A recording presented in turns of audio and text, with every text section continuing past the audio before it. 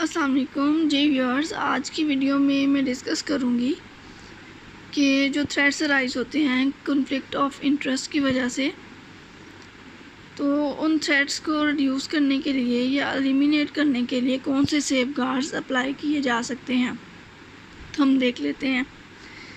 The chartered accountant in practice shall apply safeguards when necessary to eliminate the threats to compliance with the fundamental principles created by the conflict of interest or reduce them to an acceptable level. Examples of safeguards include implementing mechanism to prevent unauthorized disclosure of confidential information when performing professional services related to a particular matter for two or more clients whose interests with respect to that matter are in conflict.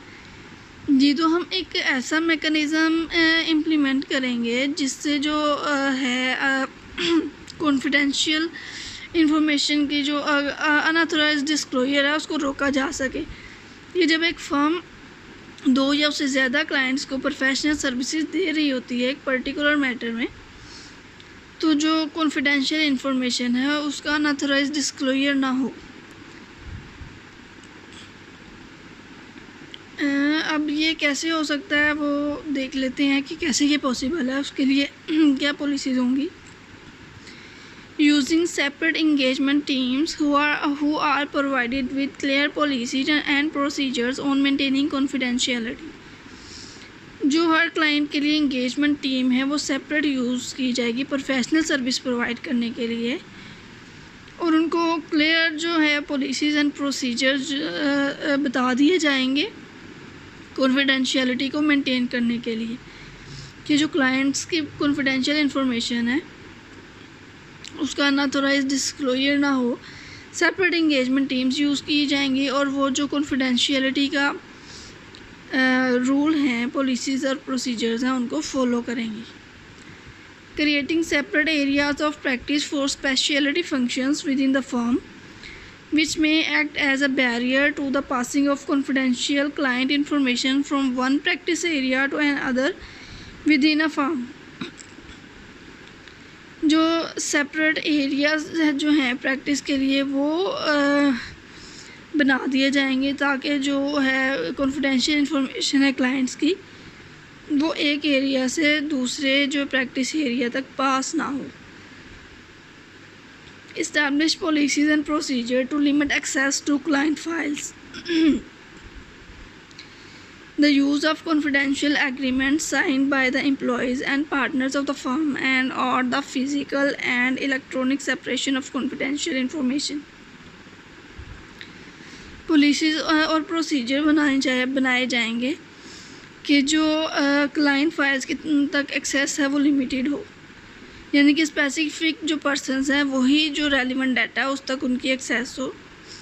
Confidentiality agreement sign करवाए जाएंगे employees से, partners of the firm से, ताकि जो information है वो उसका disclosure ना हो, जिसकी वजह से क्लाइंट्स को कोई नुकसान ना पहुंचे। उनको जो है objectively professional services professional competence और ड्यू केयर के साथ प्रोवाइड की जाएँ। Regular review of the application of safeguards by a senior individual not involved with the client engagement or engagements. जो कोई सीनियर इंडिविजुअल है जो कि इन्वॉल्व ना हो इन क्लाइंट इंगेजमेंट्स में, वो रिव्यू करे कि जो पॉलिसीज़ एंड प्रोसीजर्स हैं उनको फॉलो किया जा रहा है कि अनऑथराइज्ड इंफॉर्मेशन का डिस्क्लोजर ना हो, जो सेफगार्ड्स हैं वो अप्लाई किए जा रहे हैं। Having a chartered accountant who is not involved in providing the service or otherwise affected by the conflict. Review the work performed. कोई ऐसे चार्टर्ड अकाउंटेंट वो काम को रिव्यू कर ले जो ना तो इंगेजमेंट में इन्वॉल्व हो ना ही इस कॉन्फ्लिक्ट की वजह से वो अफेक्टेड हो, यानी कि उसका कोई इंटरेस्ट ना हो जो कि कॉन्फ्लिक्ट क्रिएट करे, थ्रेट क्रिएट करे। Compliance with the fundamental principle.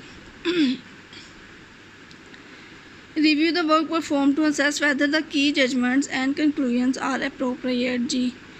तो जो किया हुआ काम है उसको रिव्यू कर लेगा कि काम ऑब्जेक्टिवली ही परफॉर्म किया गया है।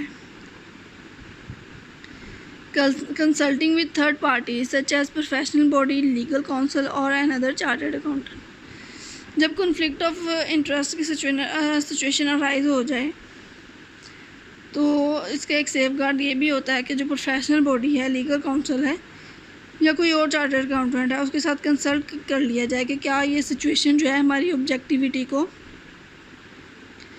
इससे हमारी ऑब्जेक्टिविटी तो कंप्रोमाइज़ नहीं हो रही है, जो थ्रेट्स हैं to compliance with the fundamental principle वो सिग्निफिकेंट तो नहीं है, उस सर्विस को परफॉर्म किया जा सकता है या नहीं। तो ये डिस्कस किया जा सकता है किसी प्रोफेशनल बॉडी से, लीगल काउंसिल से या अनदर चार्टर्ड अकाउंटेंट से।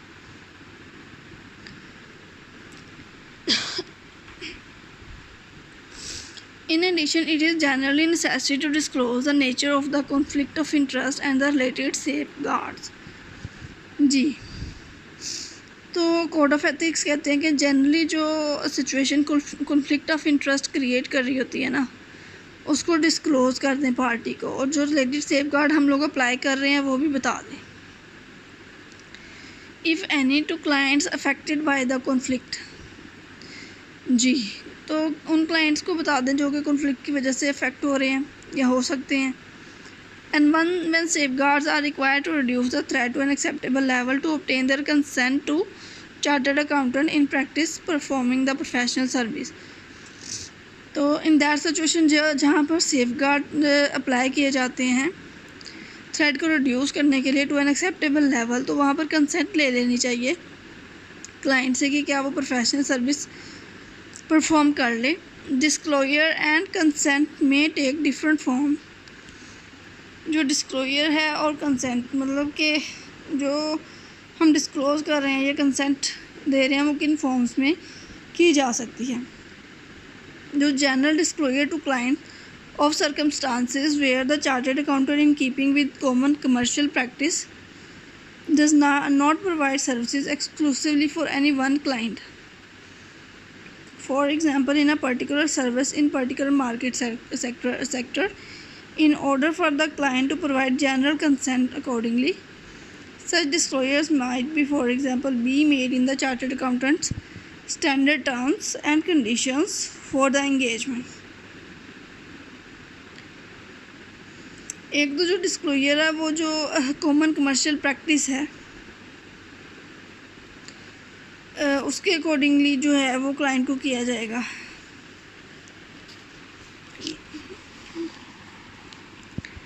Specific disclosure to affected clients of the circumstances of the particular conflict including a detailed presentation of the situation and a comprehensive explanation of any plan safeguards and risk involved, sufficient to enable the client to make an informed decision with respect to the matter and to provide explicit consent। जी, जब किसी conflict of interest की वजह से client specifically affect हो रहा है तो उसको इन डिटेल उसकी प्रेजेंटेशन दी जाएगी कि कौन सी सिचुएशन है, क्या थ्रेट्स राइज हो रहे हैं, क्या सेफगार्ड्स अप्लाई किए जाएंगे उन थ्रेट्स को रिड्यूस करने के लिए। तो सारा मैटर इन डिटेल क्लाइंट को बता दिया जाएगा, उसकी प्रेजेंटेशन दे दी जाएगी ताकि क्लाइंट एक इन्फॉर्म्ड डिसीजन ले सके एक्सप्लिसिट, और उसके अकॉर्डिंगली एक्सप्लिसिट कंसेंट दे दे कि वो एक chartered accountant professional service provide कर दे। In certain circumstances consent may be implied by the client's conduct where the chartered accountant has sufficient evidence to conclude that clients know the circumstances at the outset and have accepted the conflict of interest if they do not raise an objection to the existence of the conflict। कुछ circumstances में जो consent है उसको implied भी consider किया जाएगा कि जो कि client है उसकी तरफ से consent ही है, जबकि वेयर चार्टर्ड अकाउंटेंट है सफिशिएंट एविडेंस, चार्टर्ड अकाउंटेंट के पास सफिशिएंट एविडेंस हो और जिससे वो कंक्लूड कर सके कि क्लाइंट को नॉलेज है इन सर्कमस्टांसेस का और क्लाइंट ने उस पर कोई जो है ऑब्जेक्शन रेज नहीं किया, जबकि क्लाइंट को पता है कि कॉन्फ्लिक्ट ऑफ इंटरेस्ट की सिचुएशन राइज हो रही है, तो वो इम्प्लाइड कंसेंट ही कंसीडर की जाएगी चार्टर्ड अकाउंटेंट के लिए कि वो प्रोफेशनल सर्विस प्रोवाइड कर दे। तो होपफुली आपको मेरी वीडियो अच्छी लगी होगी। Thanks for watching my video. अल्लाह हाफिज़।